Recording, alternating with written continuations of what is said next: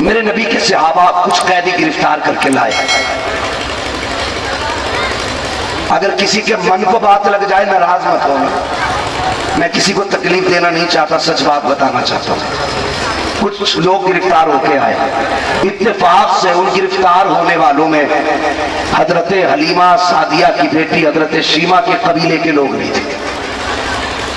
ٹھیک ہے، حضرت شیمہ یہ حضرت حلیمہ سعدیہ کی بڑی بیٹی ہے. حلیمہ سعدیہ میرے نبی کی رضائی ماں ہے، یعنی جنہوں نے دودھ پلایا، ان کی ماں.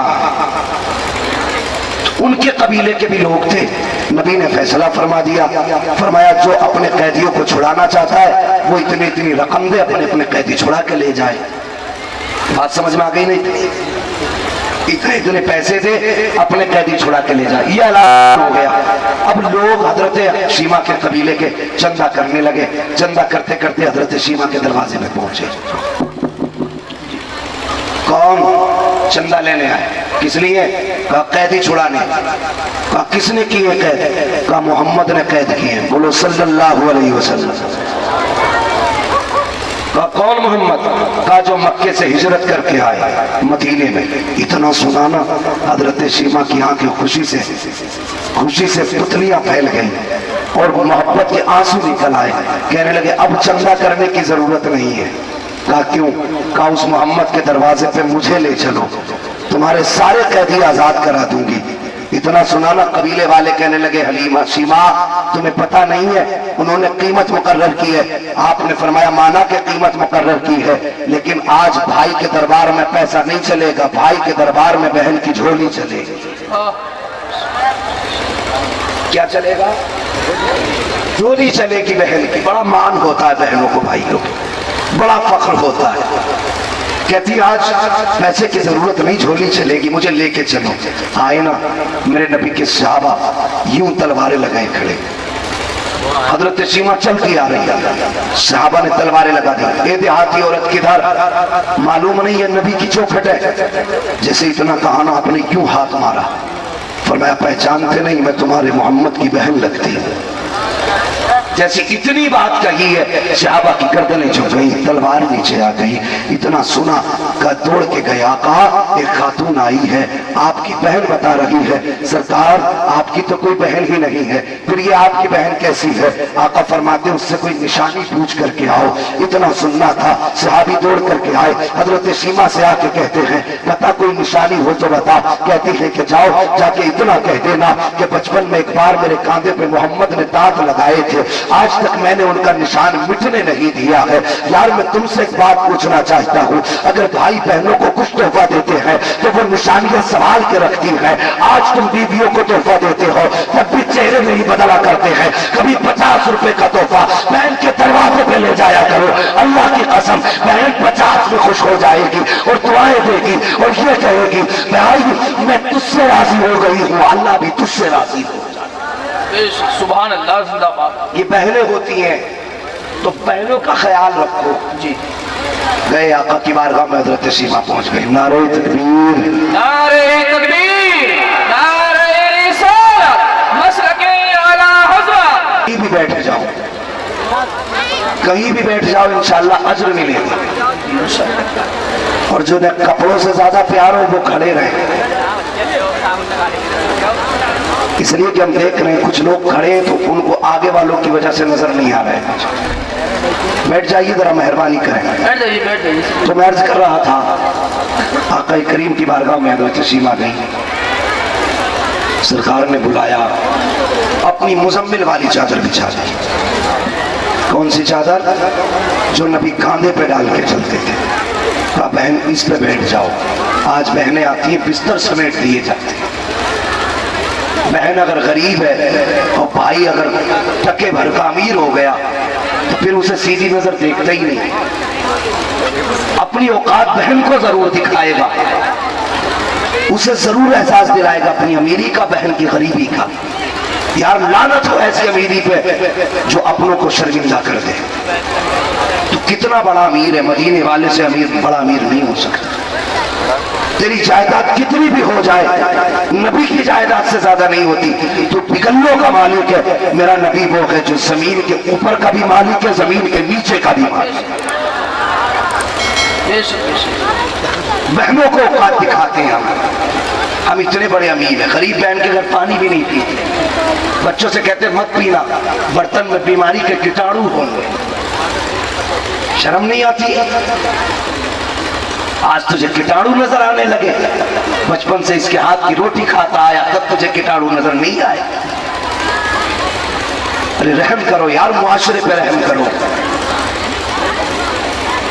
امیری کا روپ دکھانے کے لیے ملتی ہیں تو بیٹیاں بہنیں کتنا بڑا پاور والا ہے, کتنی بڑی شان والا ہے. ایک بات یاد آ گئی, فتح مکہ کے دن میرے نبی تشریف لائے, فاتح بن کے تشریف لائے. حضرت ام ہانی کے بچے باہر کھیل رہے تھے, چچا زاد بہن ہے میرے نبی کی, حضرت ام ہانی, بچے باہر کھیل رہے تھے. دوڑ کے آئے, کہنے لگی اماں جی بیٹا, آج ہم نے مکے میں اس محمد کو دیکھا ہے جس کی تو باتیں کیا کرتی. کیا کہہ رہے ہو؟ ہاں ماں, واقعی وہی چہرہ, وہی زلفیں, وہی آنکھیں, وہی حسن, وہی رنگ جو آپ بتاتی ہیں. اماں جو قرآن آپ پڑھتی ہیں وہی قرآن ہم نے محمد کو پڑھتے سنا ہے. اللہ اکبر. بچے آ کے ماں کے قدموں سے لپٹ جاتے ہیں. ماں کہتی بیٹا سچ کہتے ہو؟ کہا ہاں ماں سچ کہتا ہوں. اتنے میں پتہ چلتا ہے مکے میں محمد فاتح بن کے تشریف لائے ہیں. بولو صلی اللہ علیہ وسلم. آقا کریم کے آنے کی خبر ملی ہے. بچے ماں کے قدم پکڑ کے کہتے ہیں اے ماں یہ وہی تو ہے جن کے بارے میں آپ بتاتی تھی کہ گرمی میں آپ کے بستر پہ آ کے لیٹا کرتے تھے, پسینہ گرتا تھا تو آپ کا بستر مہکا کرتا تھا, کبھی پسینہ آپ اکٹھا کر لیتی تھی. امی بتائیے تو صحیح, آج وہ فاتح بن کے آئے ہیں, کیا ہمارے گھر میں آ کے ٹھہریں گے؟ کیا وہ آج ہمارے گھر پہ آئیں گے؟ امی آج وہ مکے کے فاتح بن کے آئے ہیں, ہم اتنے غریب ہیں, کیا آج وہ ہمیں یاد رکھیں گے؟ حضرت ام ہانی فرماتی ہے بچوں نے جب اتنا سوال کیا ہے میرا کلیجہ دھڑکنے لگ جاتا ہے. اگر بچوں سے ہاں کہتی ہوں, اگر محمد نہ آئے تو کیا ہوگا, اور اگر نہ کہتی ہوں تو کیسے کہہ دوں؟ اللہ نے انہیں بنایا بڑا اچھے اخلاق کا مالک ہے. آپ فرماتی ہے جب بچوں نے دامن پکڑ کے کہا ماں بتاتی کیوں نہیں ہو, کیا وہ ہمارے گھر آئیں گے کہ نہیں آئیں گے؟ ماں کہتی ہے بیٹے آج ہم غریب ہیں اور وہ مکے کے فاتح بن کر کے آئے ہیں, بیٹے کیسے کہہ دوں, کیا پتا وہ آئے کہ نہیں آئے. آپ فرماتی ہے ابھی بیٹے سے بات کر ہی رہی تھی, اتنے میں دروازے پہ دستک ہو جاتی ہے. میرے بچوں نے چھلانگ لگائی, جیسی دروازہ کھولا ہے سامنے مصطفیٰ مسکرا رہے ہیں. آقا کریم کا چہرہ دیکھا, بچے لپٹ جاتے ہیں. امی جان آقا آ گئے ہیں. حضرت ام ہانی مسکراتی ہے, سرکار تشریف لاتے ہیں. آقا فرماتے ہیں ام ہانی بڑی تیز کی بھوک لگی ہے, کھانے کے لیے کچھ ہو تو دے دو. حضرت ام ہانی فرماتی ہے اے لوگوں اس دن میرے گھر کے اندر ایک چوکا سوکھا ٹکڑا رکھا ہوا تھا اور تھوڑا سا سرکہ موجود تھا. میں اندر گئی مکان میں, کیا لا کر کے پیش کروں؟ گھر میں کچھ نہیں تھا. شوہر نے 8 سال پہلے چھوڑ دیا تھا, غربت میں ڈیرے جما دیے تھے. لیکن نبی تو وہ ہے جن کی شان کا عالم یہ ہے کہ اور کوئی غیب کیا تم سے نگاہ ہو بھلا جب نہ خدا ہی چھپا تم پہ کروڑوں درود. آپ جانتے ہیں کہ ام ہانی غریب ہے, میرے نبی نے اس وقت شان نہیں دکھائی. فرماتے ام ہانی جو گھر میں ہے وہی لے کر کے آ جا, میں اب پکانے کی ضرورت نہیں ہے. ام ہانی فرماتی ہے میں وہی سوکھا ٹکڑا اور سرکہ لے کر کے آئی, آقا کریم کے سامنے رکھا ہے. سرکار نے مبارک ہاتھوں سے توڑا, توڑنے کے بعد سرکوں میں ڈبویا, ڈبونے کے بعد منہ پہ رکھا ہے. ام ہانی فرماتی ہے میں دیکھ رہی تھی کہ ٹکڑا بہت سخت تھا, نبی کا منہ بڑا نرم تھا.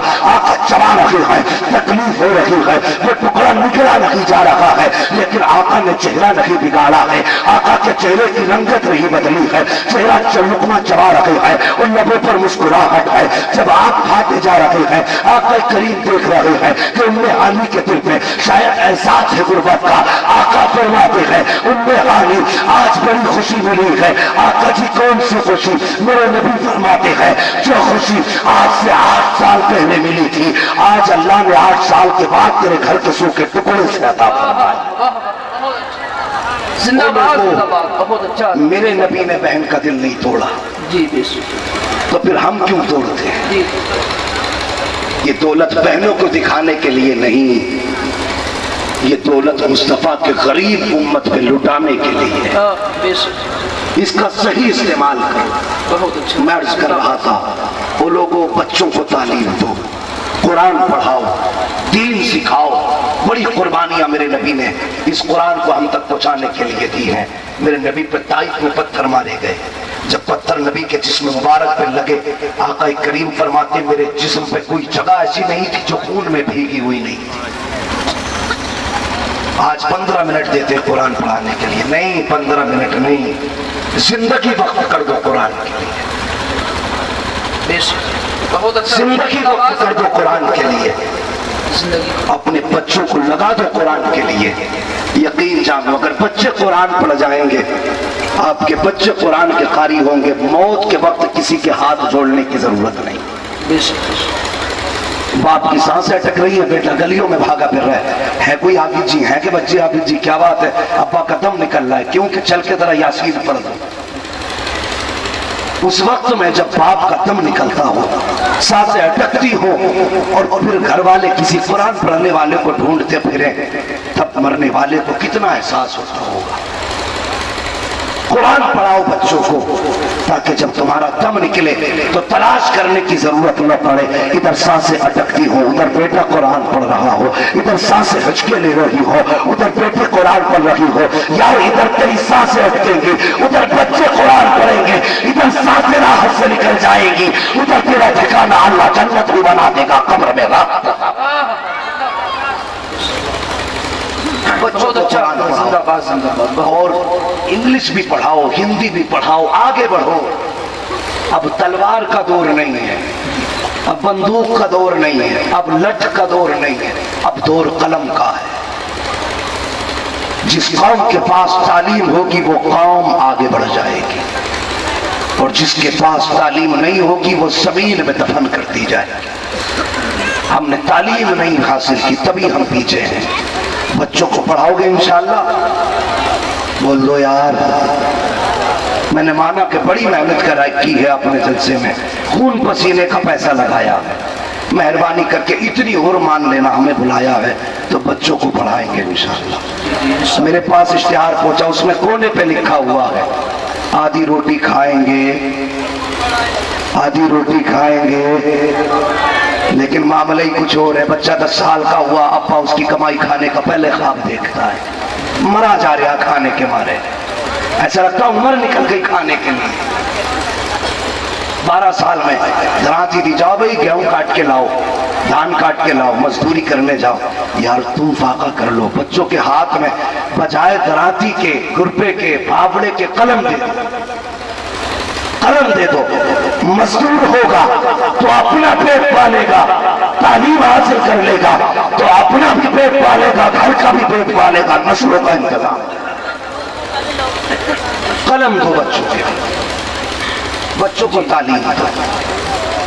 میرے نبی نے یہی اعلان فرمایا تھا، جہالت جب دور کی، فرمایا اقرا بسم ربک الذی خلق۔ وہ لوگوں، سب سے پہلا اعلان میرے نبی نے پڑھنے کا کیا، تو ہمارا فرض بنتا ہے کہ ہم تعلیم حاصل کریں، اپنے بچوں کو پڑھائیں، علماء کے قریب کریں، مدرسوں کے قریب کریں۔ یہ ضروری نہیں ہے سب ڈاکٹر بن جائیں، یہ بھی ضروری نہیں ہے سب قاری بن جائیں، لیکن محنت تو کرو، کم سے کم آپ کے بیٹوں کو اتنا تو قرآن آ جائے کہ مرنے کے بعد 40 دن حافظ جی کی ڈیوٹی نہ لگانی پڑے، خود بیٹا جا کے باپ کی قبر پہ جائے، قرآن پڑھے۔ یار حافظ جی جائیں گے، انہیں معلوم ہے 40 دن کے بعد مجھے 4000 ملیں گے، 40 دن کے بعد 6000 ملیں گے، پر قرآن رکھے گا، حساب 6000 کا ہے۔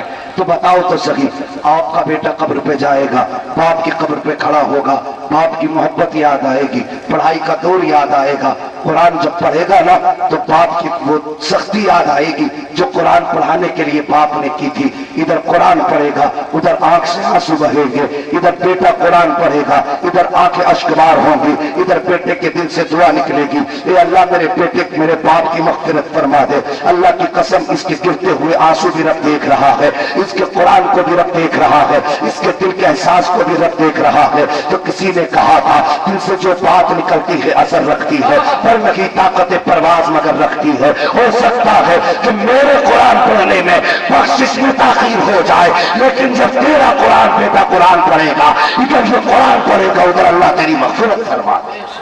سبحان اللہ، زندہ باد زندہ باد۔ یہ اپنی قبر کا انتظام کریں، جی جی بچوں کو تعلیم دلائیں، اپنے بچوں کو آگے لائیں، اور جب تعلیم ہوگی ہم ایک دوسرے کے حق کو پہچانیں گے، جی۔ ماں باپ کا حق جانیں گے، بہنوں کا حق جانیں گے، رشتہ داروں کا حق جانیں گے، خاندان کا حق جانیں گے۔ بہن بیٹیوں تم سے بھی گزارش ہے، پردے کی احتیاط کرو، اپنے پردے کا انتظام کر لو۔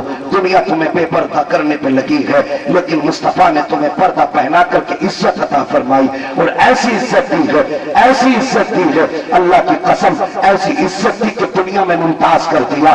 آج دنیا کے اندر ہزاروں قومیں ہیں، لیکن قسم خدا کی جو نقاب میں چلتی ہے وہ مصطفیٰ کے دین کی بیٹیاں چلا کرتی ہے، جو پردے میں چلا کرتی ہے، اسلام کی شہزادیاں چلا کرتی ہے۔